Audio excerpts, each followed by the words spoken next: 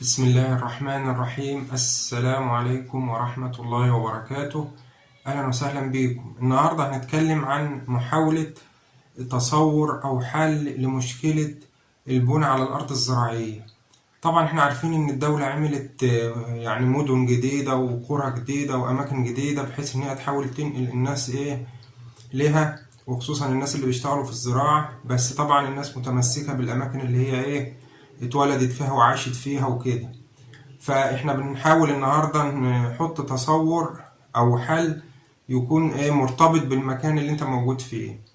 طبعا احنا دلوقتي عندنا ان مشكلة البناء على الارض الزراعية دي مشكلة خطيرة بتهدد الرقعة الزراعية وبتهدد الانتاج الغذائي لمصر، واللي ظهر في الفترة الأخيرة الكام سنة الأخرانيين إن هو أهم حاجة الإنتاج الزراعي والأمن الغذائي اللي هو توفر السلع الأساسية من الفاكهة والخضار وكده.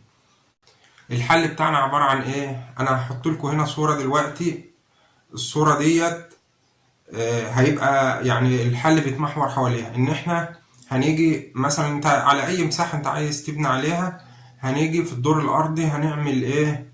أعمدة. يعني مش المباني اللي هي بتكون على سملات وحاجات من دي مش هتظبط، مش هتنفع نطبق عليها الحل ده. فهنعمل أعمدة، بس الأعمدة دي يعني إيه زي ما انتوا هتشوفوا في الصورة هتكون بدون إن أنا مقفل مباني، مش هقفل أي مباني، وهيكون القواعد والسملات بتاعتها يكون ظهرها مع ظهر الأرض الطبيعية اللي هي الأرض الزراعية، أو يكون أقل منها كمان بحيث إن التربة تغطي كامل المسطح. ومش هقفل مباني زي ما قلت بين الأعمدة. هيبقى عندي بتاع باكيتين أو ثلاثة هستغلهم، باكية السلم وباكية هستخدمها كحظيرة مواشي في المنسوب الواطي أو اللي هو اللي تحت، وأعمل لها سقف وسلم داخلي، واستخدمها فوق كحظيرة للدجاج والطيور والحاجات دي.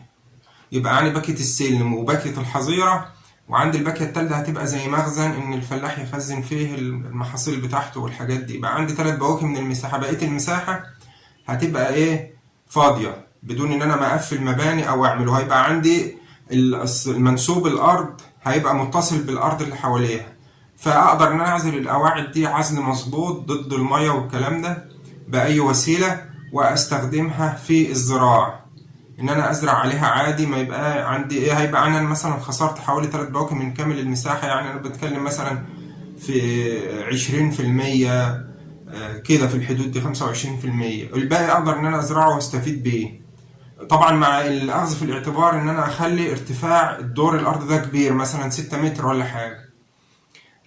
في حل برضو مساعد ممكن يسهل تطبيق الفكرة، إن أنا أستخدم اللي هي الطريقة الجديدة بتاعت زراعة أسطح المنازل، بحيث إن أي واحد عايز يبني على أرض زراعية ألزمه إن هو غير إن هو يستخدم الحل ده إن هو يزرع سطح بيته اللي هو هيبنيه. يبقى أنا كده استفدت بسطح البيت، زائد حاولت أطبق الحل اللي أنا بتكلم فيه. ونتمنى التوفيق للجميع، وشكرا جزيلا، والسلام عليكم ورحمة الله وبركاته.